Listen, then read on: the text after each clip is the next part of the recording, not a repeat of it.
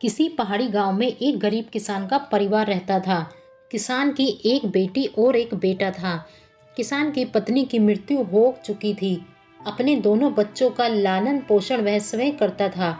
समय के साथ साथ बच्चे बड़े हो गए, बेटी बड़ी थी, सो किसान को उसके विवाह की चिंता सताने लगी। उसने पाई पाई जोड़कर जैसे तैसे उसका विवाह कर दिया। 1-2 साल बाद किसान बीमार रहने लगा और एक दिन उसकी मृत्यु हो गई। अब उसका बेटा अनाथ हो गया। उसकी दीदी को अब भाई की चिंता सताने लगी, क्योंकि उसका ससुराल भी ज्यादा संपन्न नहीं था। तो वह अपने सास ससुर व पति से इस बारे में बात करने में संकोच करने लगी। परंतु भाई की चिंता में उसने हिम्मत बांध के भाई को अपने ससुराल में ही रखने की बात ससुरालियों से की। ससुराल वाले बहू की बात मान तो ली, परंतु कुछ शर्तों के साथ। ये शर्तें थी, उसके भाई को भोजन में भूसे की रोटी और बिच्छू का साग। बिच्छू एक प्रकार की पहाड़ी घास होती है जो सब्जी बनाने के काम भी आती है। उसे चक्की की ओट में सोना होगा। मवेशियों को चराने की जिम्मेदारी उसकी होगी। बहन को ये बातें बिल्कुल भी उचित नहीं लगी, परंतु भाई प्रेम और उसकी अकेले रहने की चिंता में उसने यह शर्तें मान ली। भाई ने भी परिस्थिति के अनुसार मन पसीज के यह शर्तें मान ली। अब भाई अपनी बहन के ससुराल में रहने लगा। धीरे धीरे भाई अब उस परिवार में घुल मिल गया। वह दिन में मवेशियों को चराने जंगल जाता और रात को भोजन में मिली भूसे की रोटी और बिच्छू की सब्जी खाकर वहीं चक्की की ओट पर बोरी बिछा के सो जाता। ऐसे ही वक्त बीतता गया। एक दिन मवेशियों को जंगल में चराते चराते उसे एक अनजान व्यक्ति मिला। उस व्यक्ति ने उसे उसके साथ चलने को कहा।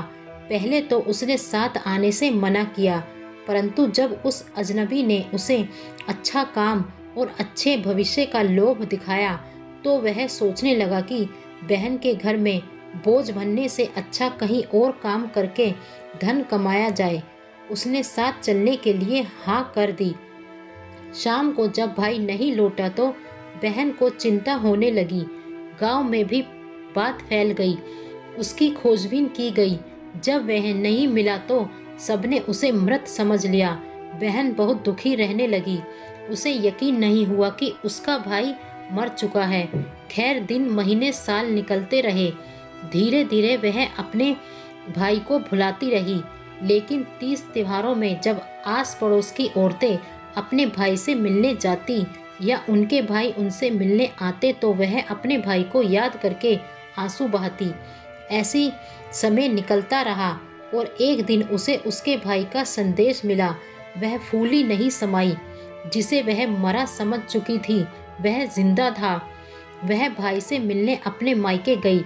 घर पहुंचकर उसे भाई की संपन्नता देखकर आश्चर्य हुआ। भाई ने उसे भूतकाल में जो भी हुआ सब बताया। दोनों एक दूसरे से मिलकर बहुत खुश हुए। भाई ने उपहार स्वरूप बहन को बहुत धन दिया, लेकिन उसकी बहन ने यह कहकर मना कर दिया कि उसे उसका भाई मिल गया, उसे अब कुछ नहीं चाहिए।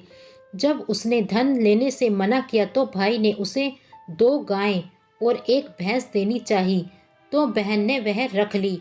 भाई खुश हुआ कि बहन ने उसका एक उपहार स्वीकार कर लिया। उसने गाय के गले में घंटी बांध दी और बहन के साथ भेज दिया। बहन उन गाय और भैंस के साथ ससुराल को चल दी।